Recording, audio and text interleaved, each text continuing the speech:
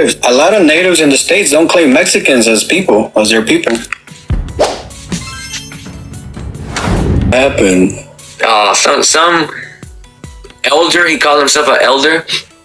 He came on here and he said, and I guess because my caption says Trump team or Team Trump, I don't know, some shit like that it says. Yeah.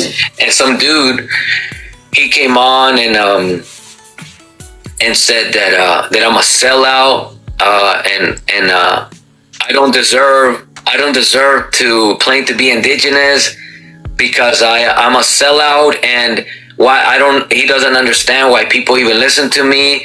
If I'm a Trump supporter, how could you vote for somebody that is deporting our people, and all these expectations he had of me. And he's an elder. What is he talking about his people? Because a lot of natives in the States don't claim Mexicans as people, as their people. Because they say if you don't have the card, you're not really indigenous. If you're not registered, enrolled. So I don't know what people's he talking about unless all of them change their point of view on that. Yeah. He might be an elder, but the way I see it, he's not my elder. I'm not part of that tribe. Well, I don't even support the concept of elder anyway. That means nothing to me. That means nothing. But you know what though? It's funny you bring that shit up though, because yesterday I encountered a real Mexican. Just because my point of view is, he was like, you need to remove the Mexican part. And we were in the panel with a few of my buddies, and he was like, I respect everybody in the panel but except that hood Mexican, because he's not a real Mexican. And all because he was talking about the issues that happened with Ecuador and Mexico, right? And I was telling him, like, bro, no disrespect, I don't live in Mexico. So whatever Mexico does, like, I really don't care, bro. Like, I got bigger things to worry about here where I'm at than to worry about the shit that happens in Mexico. Yeah. And he got pressed because I didn't believe the same things he believed. He got pressed because I didn't agree with him and shit. And they start telling me, you're not a real Mexican. I'm like, bro, who gives a fuck if I'm a real Mexican or not? Like, how does that affect you? What does that mean? I don't fucking know. What's a real Mexican? I don't fucking know. And then he kept saying, like, yeah, I go to Mexico to visit my family, la da da da. I go back and forth to the border. I'm like, good for you, bro. What the fuck you want? An applause? So I started applauding him. I'm like, good for you. You want a cookie? Give me your address. I fucking send you a cookie, bro. You want chocolate chip or you want fucking mint chocolate? You want oatmeal? Like, what type of fucking cookie you want? Yeah, I had somebody else too come in here and tell me that I'm not a real Mexican. He was under the impression that I wasn't born there for whatever reason. And I let him talk, though. I let him talk. I didn't even interrupt him. I let him assume. You're not even a real Mexican. You know, when's the last time you've ever even supported anything? I don't see you talking about Mexico, the issues in Mexico. And I'm just like... But let's be honest, bro. What happens in Mexico, does it affect you personally? You know what people ask me sometimes? They ask me who do you think is gonna win in the elections in Mexico? And I say, I have no fucking idea who's even running. I don't. Oh, and that's okay, because you don't live there. What? Look, bro. I'm just gonna keep it 100. Me and my family, we ran away from that shithole. Yeah. And when we say we ran away from it, it means that that system there is not for us. Imagine a people that have to flee their country to come to a country where they openly sing that they don't want us here. Mm-hmm. That you mean to tell me that's how much worse it is in our country, that we're coming to a country where they have popularized not wanting us? Bro, I'm gonna put it to you like this. I don't know if you follow the news or you saw what happened recently, but somebody that was running for governor in Celaya, Guanajuato, got murked. 5 minutes after they were talking what they were gonna do against the cartel, what they were gonna do to fix the problem, to all this other shit. In a public setting, 5 minutes after she finished her speech, they came and murdered her. I live in Mexico, 15 minutes away from that place. Do you really think that I want to move back there and deal with that and raise my little girls over there? Fuck no. I grew up in Mexico. I was born and raised in Mexico. Came here when I was 13. In my block, in my neighborhood, it used to be about 25, 27 of us. Guess how many are now alive? Yeah. Including myself. 3. 3 out of the whole block. 3 out of 27? 3 out of 27. And that's including me being here in the States. Yeah. So it's like, yeah, I love Mexico. I love visiting it. I enjoy it when I go over there. But do I see a future for my kids out there? No, I don't. Yeah. And this is something I was trying to explain to this guy. Is like, look, as much as I like Mexico, as much as I love Mexico, it's just not an ideal place for me to raise my kids, especially females, especially little girls. And especially the town that I'm from is nothing but a labor town. So if you want to be a lawyer, you want to be somebody with a good career, you can't implement it there because there's no resources for you to grow there. There's no need for lawyers in the town I'm at. So you need to move out to a bigger city. Yeah. Yeah, in certain regions, like where we're from, like I'm my people are from Guanajuato too. There's a reason why we flee. There's a reason why we run away, because I'm not going to say the whole of Mexico is like that, because that's not true. That's a lie. That would be a lie. Yeah. But you have to have money. You have to have money in order for you to live in places where we could actually make a living and a life and give our children a future. And a lot of us, that's why we run. And we come here because we heard that we could make money here, and well, that just depends. And that was my argument with this dude, that I'm like, bro, if you really love Mexico that much, then why don't you stay in Mexico permanently? Why you need to come to the States back and forth? If Mexico is such a great place to live at and a great place to make money, then why are you going back and forth? That's what I tell people, dude. And people identify me as a sellout because I tell people. Bro, I got the same shit from this dude. He was like, man, you're a fake Mexican. And we were talking about Moctezuma and stuff like that, right? So I said, I'm like, because I'm not too familiar with the story of Moctezuma, right? So I'm like, didn't he got stoned by his people or some shit like that? And right on the comments, he started going, "Oh, look at you! You don't even know your own fucking history. You don't know. You're not a real Mexican." I'm like, bro, I just said, correct me if I'm wrong, but that's what I remember. It happened. And somebody was like, no, it happened like that, but it happened like that, but not just the way you said it. What did you say happened? I said that he got stoned by his own people for being a sellout. That's true. But what they were saying is that he got kidnapped, and then they started throwing stones, and he got hit. So he went. Let me tell you the real story, actually. A lot of people don't know the real story. The real story is that Moctezuma was a dummy, superstitious person. He's very superstitious, and he was waiting for the arrival of a prophecy, of a new king to arrive so that he can pass the throne too, because this entity was supposed to arrive and be the one to lead his people into a better life.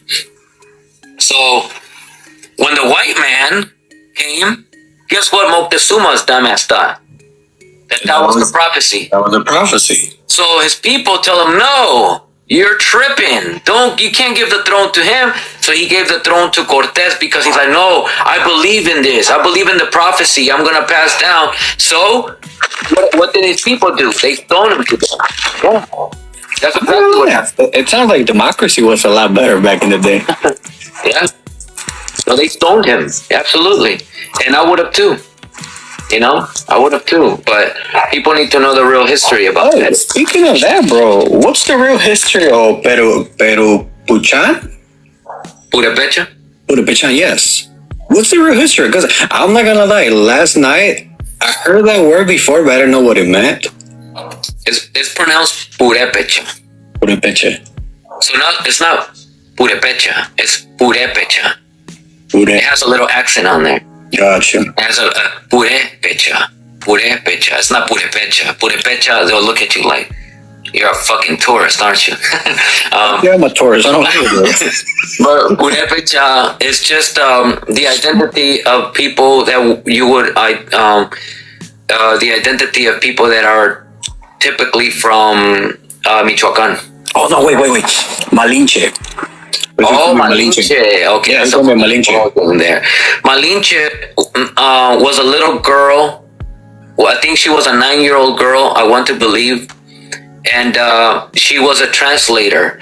She spoke Nahuatl, and then she was captured by the Spaniards, and she was taught Spanish so that she could be the translator between the Spaniards and the indigenous people.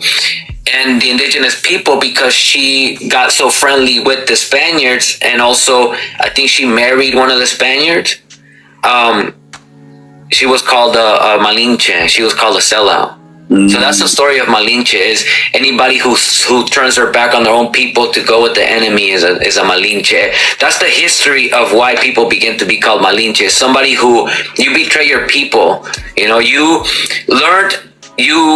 taught Nahuatl to the Spaniards so that they could only use it against us, type shit. You know, that's what the Malinche comes from. It's a deep story. How do you feel about that? Huh? How do you feel about people using that term? Well, I think it's wrong. I think it's wrong to call her that because she's a little baby. How could you blame a baby? Like, you failed to protect this baby that they kidnapped. She's a baby. You are calling a kid, a child, a sellout. It's a child. You failed to protect her. That's why she was kidnapped. And in the process of kidnapping, grooming, she ended up falling in love with those people. Stockholm syndrome is what it's called. You develop Stockholm syndrome from the people that kidnap you, and you become one of them. And you turn your back on your own people. I would have turned my back on my people too if you let them kidnap me. If someone kidnaps me, you better come get me. You better come back and get me at whatever cost. Otherwise, if out of survival, I team with these people, don't say nothing, you know? Don't say nothing. You let them kidnap me. I don't think it's okay to use this little child as the example of a sellout. No. If you use Moctezuma as an example of a sellout, of course, eso sí, te la paso, but not Malinche. I think that's wrong. The girl Malinche, she had a name. I forgot what the name was. It could have been Salome. It was one of those common Spanish names that they gave her. I forgot the name though, but she had a Spanish name. She was given a Spanish name. I just forgot it. That's really cool. I figured I'd ask you about it because I'm like, man, that's interesting. I never knew. So I guess something good came out of that. A real Mexican talking to this fake ass Mexican. What did they give you, Malinche or what? Yeah, that's what he was saying. It was Mexican del Malinche, and I'm like, bro, I wish I can be offended, but I don't know what Malinche means, bro. So they had to explain it to me what it was.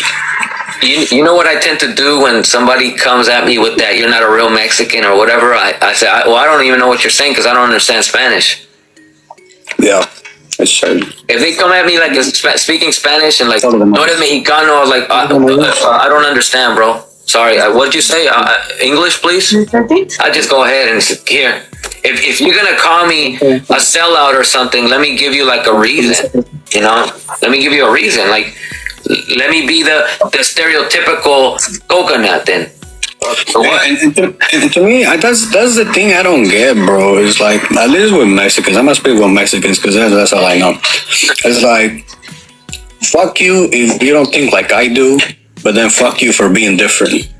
Well, the way that I've dealt with Mexicans when they come over here and say, "Oye, hablas español?" "Oh, no, I'm sorry, I don't. I'm sorry. No eres Mexicano." Yeah. I don't care, bro. Like, I really don't care about... If you are living in the U.S. and you're a Mexican patriot, I don't even care. Because you don't even make sense. Your existence doesn't make sense. How are you a patriot of a country that you ran away from?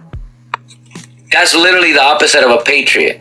You cannot wave a flag of a country that you turn your back on. You can't. That's not a patriot. That's the opposite. A patriot is somebody that stands by their country and in their country by all through thick and thin. That's a patriot. I love my country. I'm going to defend my country. I'm here through thick and thin. Shit got hard for you and you ran away. And yeah, you want to come over here and talk about Viva Mexico? No. You're a goofy. You're a goofy and you are literally the silliest example of a patriot. You want to be a patriot. You want to have Mexican pride, but you ran away. You turned your back on it. Oh, you don't understand. It's called necessity. Yeah. A patriot stands by their country through thick and thin, period. It doesn't matter how things get, if things get worse. It just doesn't matter.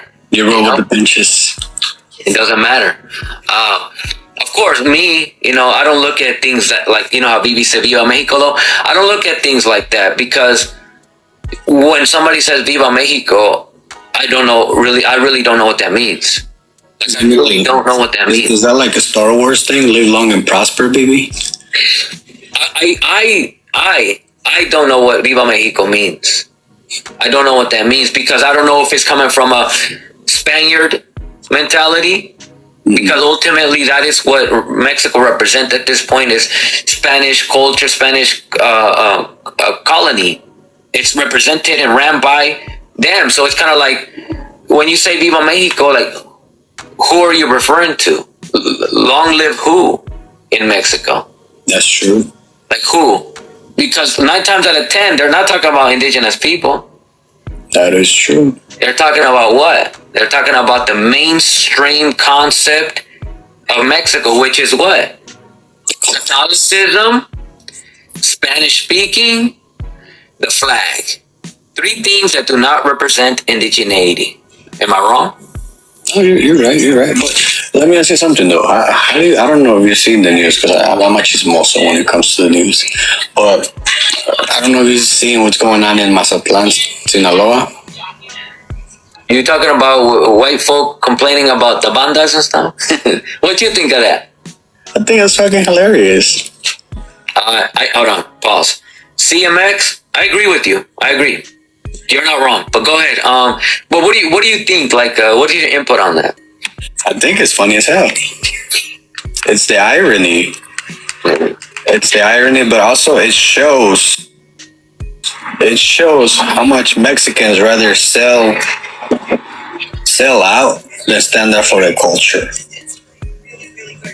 Because Mazatlan is known for culturally, for their bands, for their music. Like, it's known for that. So it's not like something they started doing it last year. It's been years. You're talking about generations after generations of musicians, And in that aspect, to cater to tourists instead of your own people is like a big sellout, And it's like Mazatlan. Nobody goes to Mazatlan to relax and read a book. You go to Mazatlan is because you want to party. It's like it's spring break. Yeah, tourist place. Yeah, just like Acapulco. These are tourist locations. They're known for the tour. But Acapulco, I can see it because it's more relaxed. It's more mellow. Like, it's more private. What do you say are the 3 regions in Mexico that are most known for, like, tourism? It has to be Tulum, Cancun. Wait. What's the first? Tulum. Oh. Cancun. And Mazatlan. And then Puerto Vallarta. Yeah, Puerto Vallarta. Right. I remember when I was in high school, my teacher used to rant about Puerto Vallarta. Oh, man, summer you guys are going to go to school. I'm going to Puerto Vallarta. I hate it when he used to say that shit, dude. Yeah. No, but you know what, though? To me, it's really sad because Tulum was the last city around the Cancun area that got gentrified. Yeah. And Tulum was the one that it was like... Tulum? Yeah, like it was still very native to the people, to the Mayan people and stuff like that. And I've been there twice. My wife took me for my birthday, and we went there for our honeymoon. Because I fell in love with how original Tulum was, how authentic to the root was, and everywhere you went, you see nothing but Mayan people, very polite, very respectful of their land. And then talking to them, they will tell you this is our last town that is not as Americanized as Cancun. Because if you go to Cancun, it's like going to Miami. Yeah. So Americanized, it just feels so generic, So it's like it doesn't even feel like Mexico when you go over there. But when you go to Tulum, it's still tourist, but it's not as Americanized yet. And I say yet because it's becoming popular, but it's heading that way to where a lot of the people, a lot of the locals, they say, hey, it's gonna be hard to get out here. Guanajuato too, bro, but Guanajuato is not as big as Tulum, and I'm from Guanajuato. The tourism in Guanajuato is not as big as it is over there in Tulum and in Cancun and in Puerto Vallarta or in Sinaloa. Like we got tourists, but our tourists it's small compared to them places. I have never heard in my whole life anybody mention Guanajuato to go to vacation ever. If people go to Guanajuato, it's because that's where they're from and their family. That's it. But never I'm going to Guanajuato for whatever, for vacation or something. I never heard it ever. Yeah. Guadalajara, I only heard about it because Guadalajara hosts the biggest or the second biggest tattoo conventions in the world. Is that right? Guadalajara? Guadalajara hosts the biggest convention. It's between Guadalajara and London. I forget which one of them two, but they're the top two dogs. If you want to go to a good tattoo convention, that's the two places you want to be. If you want to meet the best of the best artists. And I'm talking about like badass artists that they charge you at least 5 stacks for a session. Wow. Bibi, where are you from? I forgot. Playa del Carmen. What you know about Playa del Carmen? It's beautiful. Yeah. It's beautiful. It's like Cabo, It's like really well known. And Mexico City, honestly, Mexico City goes hard. Like they have the EDC concerts every year, and they're wild out there. They're freaking dope. I know this year they had a lot of big artists over there perform. Yeah, no, I would say if I retire, I will move out there up in Mexico City because I like that lifestyle over there. Isla Mujeres? What is Isla Mujeres? I never heard of that. It's like a little recreation. So it's like all the tourist area, they keep building hotels and shit like that. That's why it's called La Zona Hotelera. Because all they do is build hotels around that area. So they're always trying to build like the hot spot to get tourists.